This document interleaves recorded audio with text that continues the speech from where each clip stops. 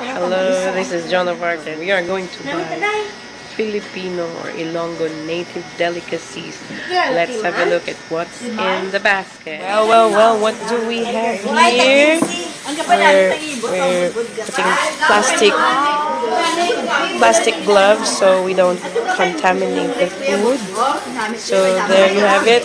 That's, ano ni siyang tawag? Turon. This is turon, banana wrapped in lumpia wrapper and deep fried in oil and sugar.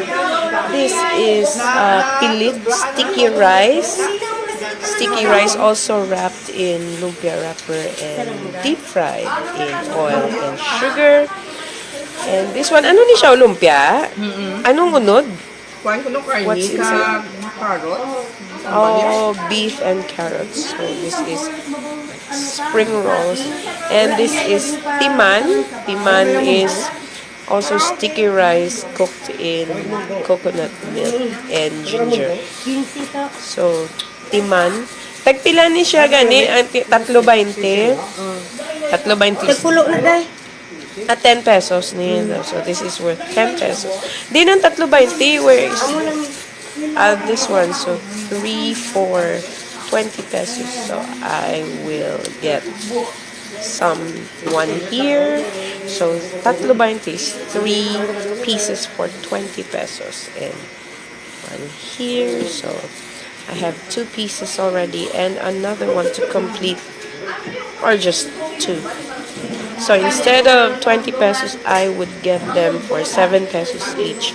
Or just 14 pesos. And then, I want this one for 10 pesos. So, I owe her like, how much? Pila tanan? Els, pila ni tanan? 3.20 day. Di kung duwa lang. 14. Shitty. 24. Okay, 14, 14 plus 10, 24 o 24 tanan. Okay ah. Ayos. Iniya pila ni imo nga kamote. Kamote sweet yam. 15 pesos ang isa? Ang Ay tag ano na pang wakuray tag 12. sab plantain banana, how much? Pila?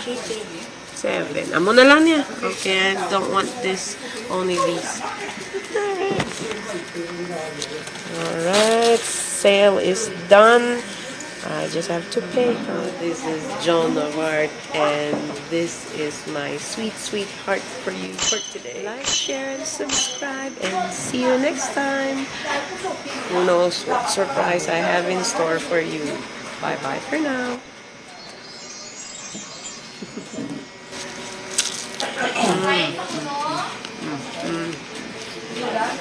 Yummy.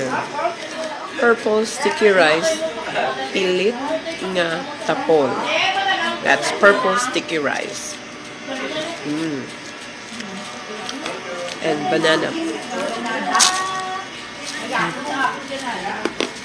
Oh, that's banana. Yummy.